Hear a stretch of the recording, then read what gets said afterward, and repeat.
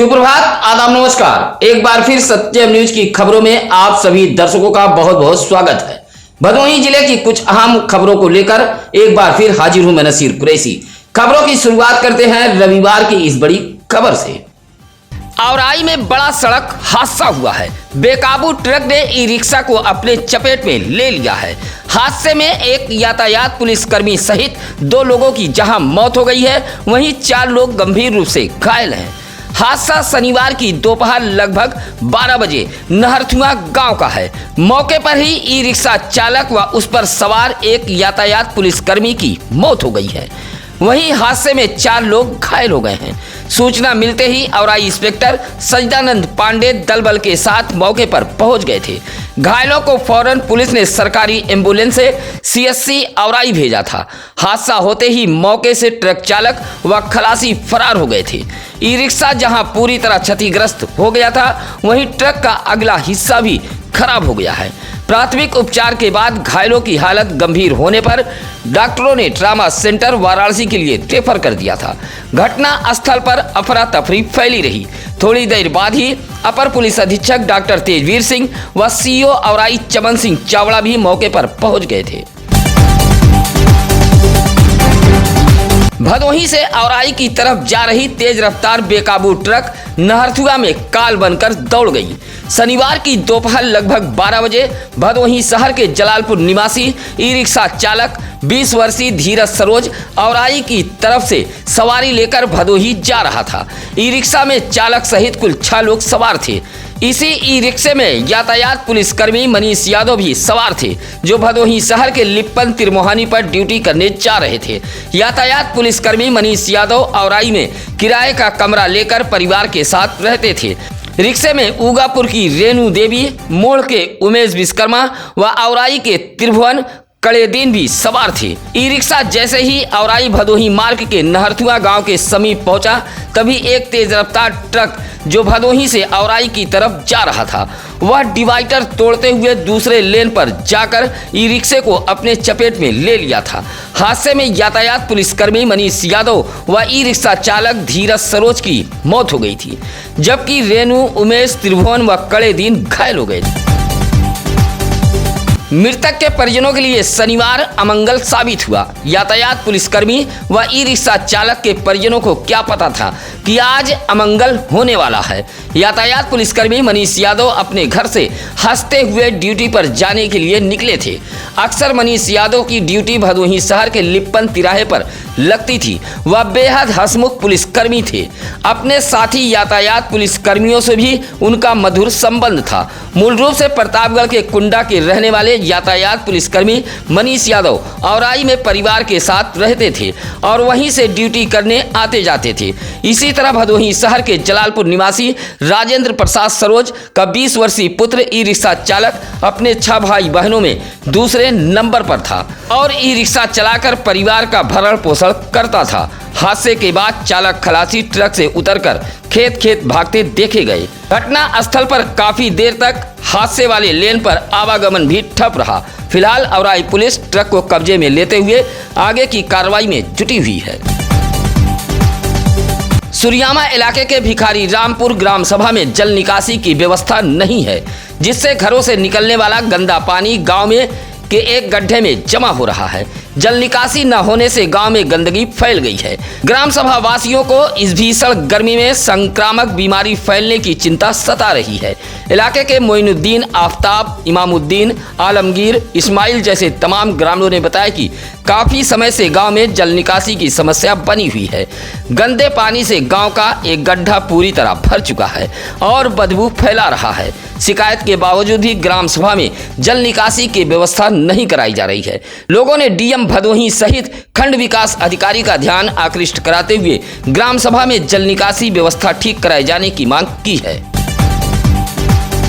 चौरी थाना इलाके के कुल्हड़ गांव में दीवार गिरने से एक इलेक्ट्रीशियन की मौत हो गई है।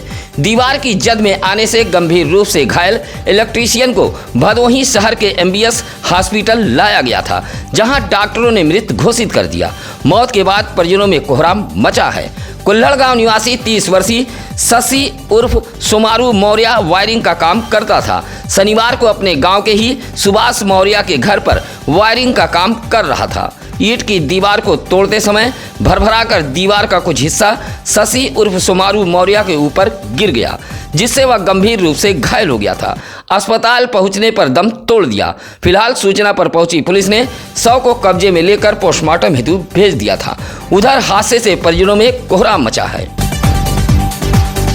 युवकों के तेज रफ्तार वाहन चलाने पर अंकुश नहीं लग पा रहा है।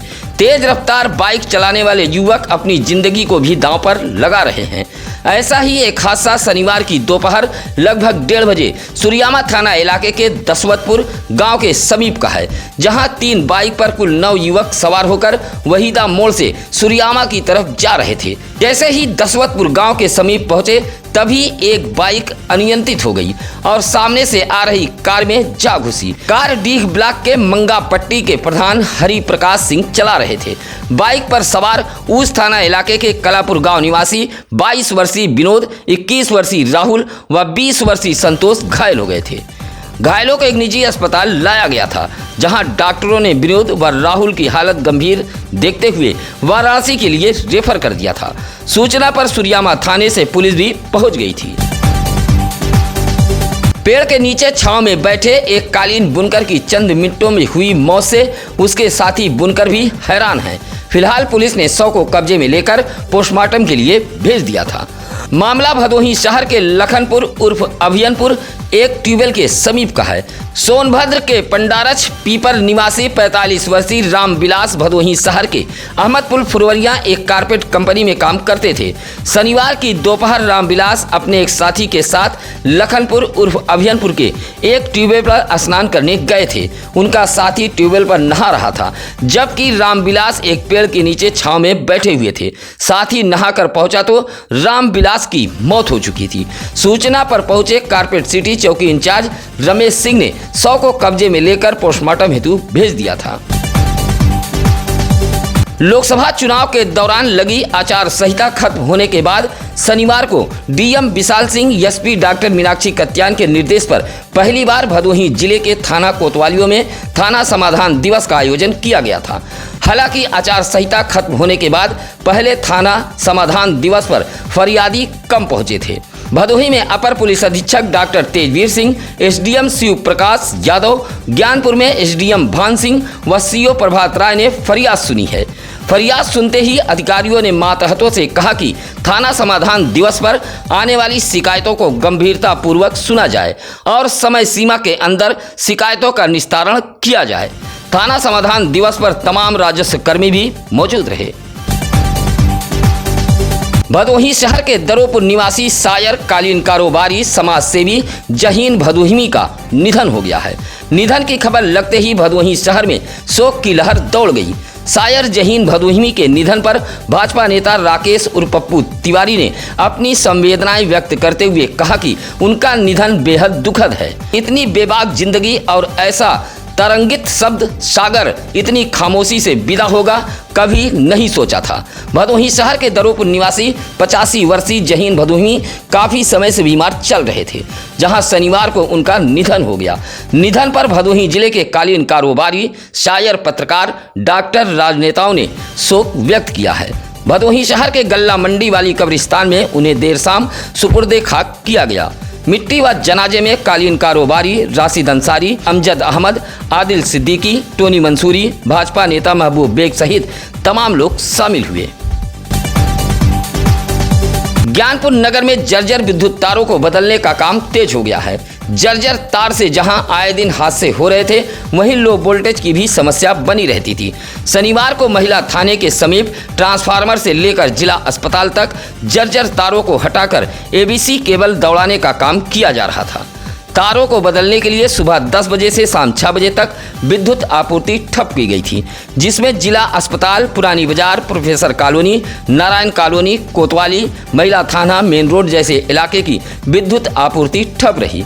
विद्युत कर्मियों की माने तो जर्जर तार बदलने के बाद नगर में लो वोल्टेज की समस्या अब दूर होगी और बिजली चोरी पर अंकुश लगेगा। विवाहिता रुचि पाल मौत के मामले में भदोही कोतवाली पुलिस ने 7 लोगों पर दहेज हत्या सहित अलग अलग धाराओं में मुकदमा दर्ज कर लिया है। भदोही शहर के घमापुर रुद्रपुर निवासी रविशंकर पाल ने बताया कि वह अपनी बहन रुचि पाल की शादी वर्ष 2023 में औराई के समधा दमनपुर निवासी राधे श्याम पाल के पुत्र जयप्रकाश उर्फ जयराम पाल के साथ की थी। शादी के बाद से ही ससुराली दहेज की मांग को लेकर प्रताड़ित करते थे। कहा कि 3 जून को एक बार फिर उसकी बहन से पैसा व आभूषण की मांग की गई। उसने फ़ोन पर बताया तो उसे मायके बुला लिया गया। मायके पहुंचने के बाद उसकी तबीयत बिगड़ गई। MBS अस्पताल ले जाने के बाद उसकी मौत हो गई। रविशंकर पाल की तहरीर पर भदोही कोतवाली पुलिस ने समधा दमनपुर निवासी जयप्रकाश उर्फ जयराम पाल, प्रभावती देवी, राधे श्याम, पूजा पाल, तोयच पाल, विजय शंकर पाल, सुरेश पाल के खिलाफ मुकदमा दर्ज कर लिया है। घोसियां नगर पंचायत का घटिया निर्माण का मामला अब गर्माता जा रहा है। तालाब सुंदरीकरण के नाम पर सरकारी धन का खुलेआम बंदरबाट हो रहा है। एक जेई तो घटिया निर्माण का मास्टर माइंड बताया जा रहा है। सोमवार को अब यह मामला DM की दहलीज तक पहुंचेगा। उधर माधो सिंह के घाटमपुर निवासी धर्मेंद्र कुमार मिश्रा उर्फ पप्पू ने भी निर्माण पर सवाल खड़ा किया है। कहा कि विवादित भूमि पर सुंदरीकरण के नाम पर लाखों रुपए डकारे जा रहे हैं। नगर पंचायत घोसियां के भी कुछ सभासदों ने घटिया निर्माण के खिलाफ बिगुल फूंक दिया है।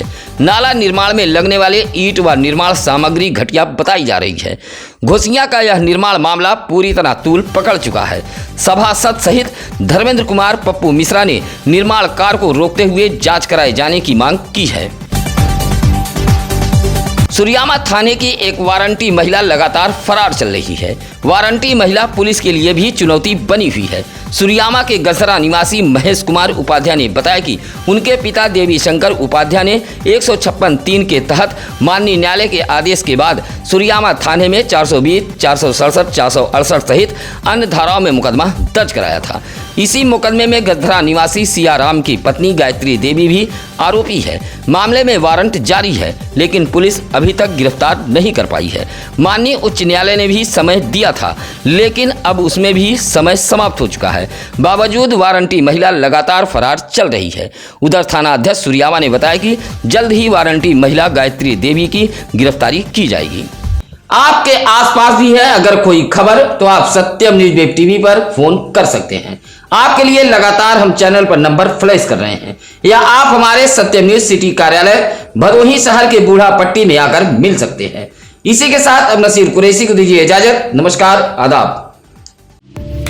ताज़ा खबरों के लिए सत्यम न्यूज़ को सब्सक्राइब करें।